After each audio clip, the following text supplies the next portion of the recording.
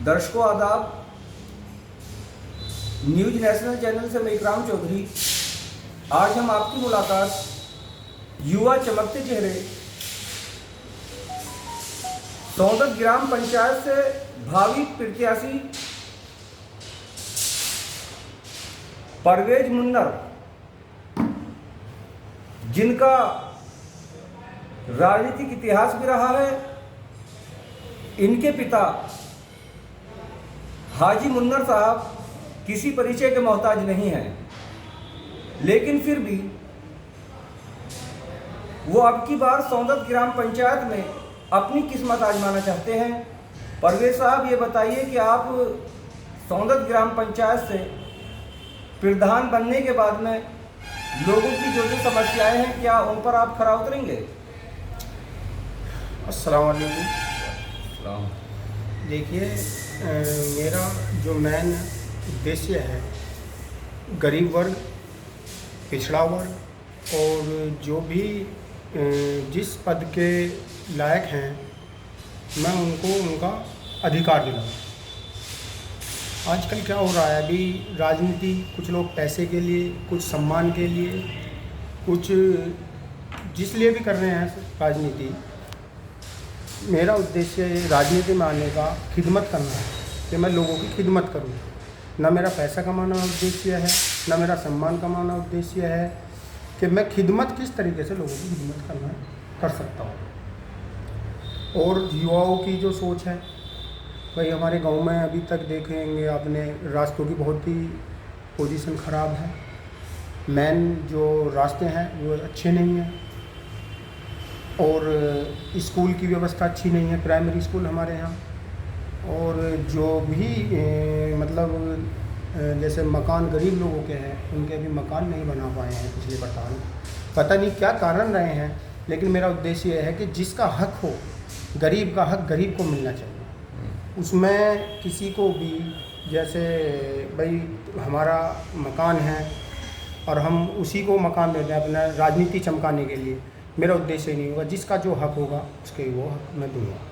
शिक्षा के क्षेत्र में आपका गांव अभी भी बहुत पिछड़ा हुआ है, इसका आपके लिए क्या प्लान है आपका अगर प्रधान बन जाते हैं? वैसे भी मैंने देखा है, जैसे सुना है मैंने कि आप अपने क्षेत्र की शिक्षा के लिए परिषदगढ़ में एक इंटर कॉलेज का निर्माण करा रहे हैं, तो उससे अलग हटकर अपने ग्राम के लिए जो बच्चियाँ हैं, बेटियाँ हैं, उनकी तालीम का क्या इंतजाम करेंगे आप?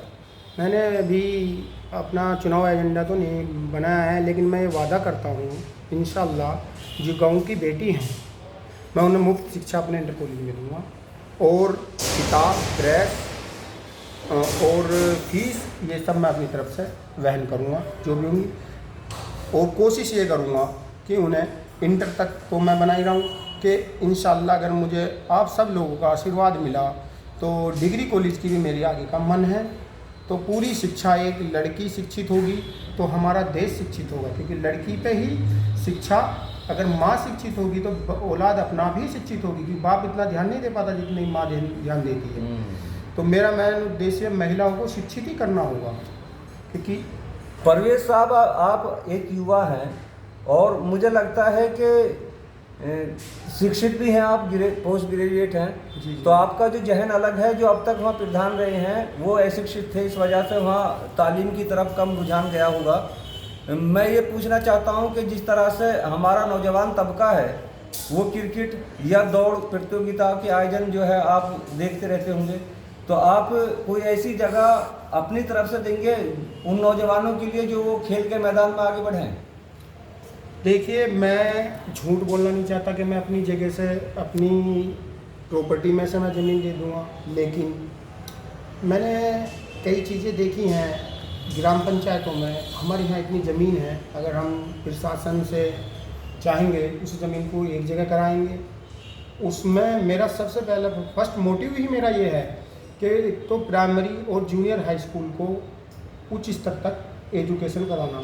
क्योंकि मैंने देखा है, मेरे कई दोस्त हैं प्राइमरी जूनियर हाई स्कूल में जो वहाँ के प्रधान हैं, उन्होंने वहाँ फर्श की, पत्थरों की, टाइल की, टॉयलेट्स की इतनी अच्छी आधुनिक सुविधाएं दे दी हैं कि वहाँ प्राइवेट स्कूल फेल हैं।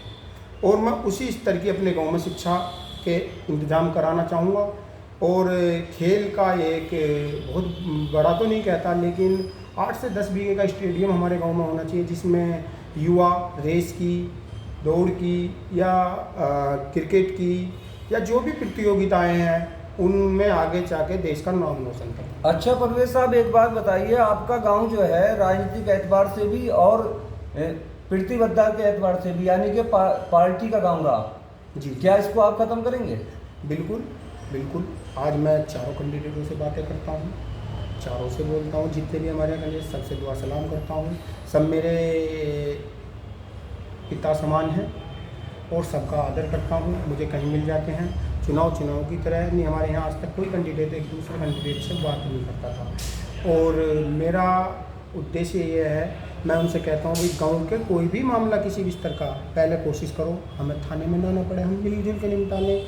अभी थोड़ा सा कुछ लोग अशिक्षित हैं, उसे नहीं समझ रहे, लेकिन इंशाल्लाह मैं ये चाहता हूँ कि इस चुनाव में कोई झगड़ेबाजी गुटबाजी ना हो, इलेक्शन बड़े प्यार से लड़ा जाए और हम उसके लिए पूरे जोर से समर्थन करेंगे। और गांव वालों को कोई संदेश देना चाहते हैं, जो नौजवान तबका है अपना, उनको कोई संदेश देना चाहते हो आप? देखिए, मैं तो यही संदेश देना चाहूँगा भाई, किसी युवा को चुनो, जो भी आपको इन चारों कैंडिडेट, मैं ये नहीं कह रहा मेरे को चुनो, जो भी इन चारों कैंडिडेट है, हमारे यहाँ अभी फ़िलहाल 4 कैंडिडेट हैं, चारों कैंडिडेटों में जो सबसे बेहतर लगे उसे चुने। और कौन क्या बाहर भीतर से काम करा सकता है, विकास करा सकता है, क्या कर सकता है, सब जब हम शिक्षित होंगे तो आगे शिक्षा के बारे में सोचेंगे, जब हम शिक्षित हैं नहीं तो हम किस बारे में सोचेंगे। तो ये तो गाँव को तय करना है कि किस तरीके के लोग पसंद हैं, शिक्षित या अशिक्षित।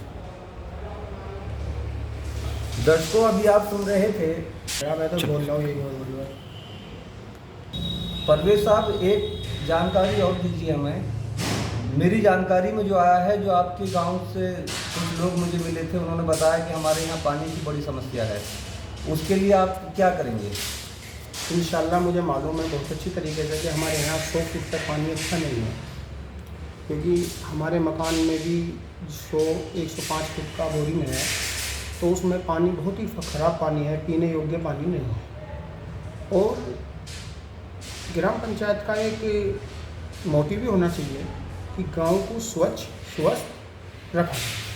स्वस्थ कैसे रखा जाएगा? जब हम पानी ही हमारा ख़राब होगा तो हम स्वस्थ कैसे रहेंगे, स्वच्छ कैसे रहेंगे? तो इंशाल्लाह टंकी का इंतज़ाम मैं पूरे गांव के लिए ऐसे जगह स्थान पर टंकी लगाना चाहूँगा जिससे पूरे गांव में हम 500 फीट का पानी सप्लाई कर सकें, स्वच्छ पानी सप्लाई कर सकें, क्योंकि पानी से ही हमारे गांव में आधी बीमारियाँ हैं। लोग समझ नहीं पाते, अब हम एक आदी हो जाते हैं जहर पीने का, तो हम जहर पी रहे हैं। 100 फुट पे पानी मैंने देखा बहुत ही ज़्यादा एक जैसा पीला हो जाता, बर्तन में रख दो आप, रात को बिल्कुल पीला हो जाता, इस तरीके का हमारे यहाँ का पानी हो चुका है। तो मैंने उसका एक दिन अपने गांव का पानी भर के जल विभाग में चेक भी कराया था, तो उन्होंने कहा आपका पानी बहुत ख़राब हो चुका है। तो उसकी हम जब शिकायत डीएम से सब मिल के करेंगे तो इंशाल्लाह टंकी की कोई बड़ी बात नहीं है, टंकी हमारे गाँव के लिए मिल जाएगी। ये सबसे पहला मेरे 3 काम हैं।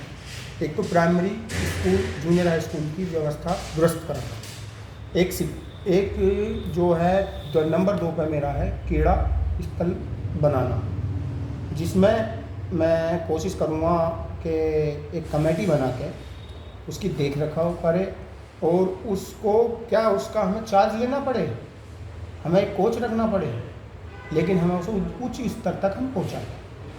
तीसरा पानी का मेरा है, पानी इंशाल्लाह मैं ये 3 चीज़ें कुछ हो ना हो, एक तो गांव की स्वच्छ साफ रखना, पानी, शिक्षा, ये 3 चीज़ें मेरी सबसे पहले होंगी। गांव का कोई भी रास्ता जो मेन एंट्री होगी वे हमारे गांव में बढ़ने के बाद यह कहेगा कि भाई सौंदर्य जैसा गांव अब से 20 साल से नहीं सुधरेगा, हम अब इस सौंदर्य को बदलाव देख रहे हैं, इसका कौन प्रधान है। अगर ये कहलवाने की कुव्वत इंशाल्लाह मैं रखता हूँ, कोशिश करूँगा पूरी, इसमें मुझे धन की ज़रूरत नहीं है, मुझे नाम की भी ज़रूरत नहीं है इतनी, लेकिन मैं ये चाहता हूँ कि गांव का जब कोई बाहर का आदमी आए, भाई ये गांव का प्रधान कौन है, उसका नाम बताओ, इतना ज़रूर मेरे दिल की तमन्ना है।